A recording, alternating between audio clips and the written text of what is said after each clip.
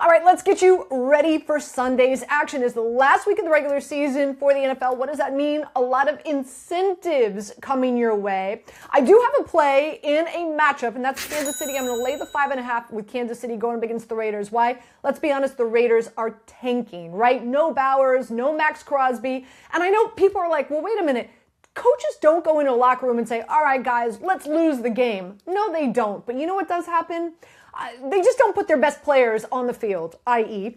And also, they don't maybe call the best plays. Or they allow an opponent to score because they're not putting their best defensive strategy out on the field. So the 5.5 doesn't scare me, even though the Kansas City Chiefs are dealing with a third-string quarterback. So I like the Kansas City Chiefs. Again, there's no way the Raiders are going to give up that number 1 overall pick where they can get their quarterback of their future. So there's that. There are some incentives in this matchup. So, for example, Travis Kelce, 4+ receptions. I'm going to play that. Why?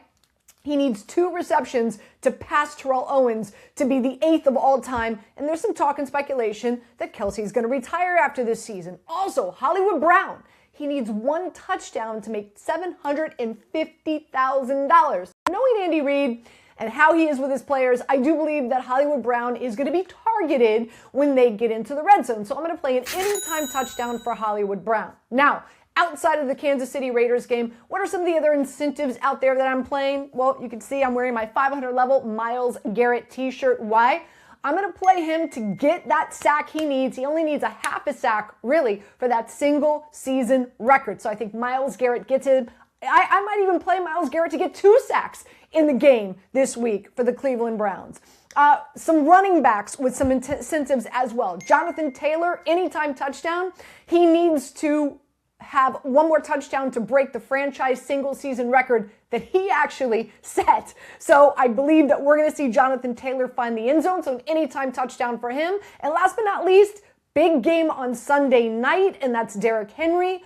Of course, with the Ravens going up against the Steelers, I've got him scoring not 1, but 2 anytime touchdowns. He needs 2 to pass Marcus Allen for the 3rd on the all-time list. So I think Derrick Henry is going to be a big part of the game plan for the Ravens heading in. So again, Kansas City minus 5.5, Kelce 4+ receptions, Hollywood Brown finding the end zone.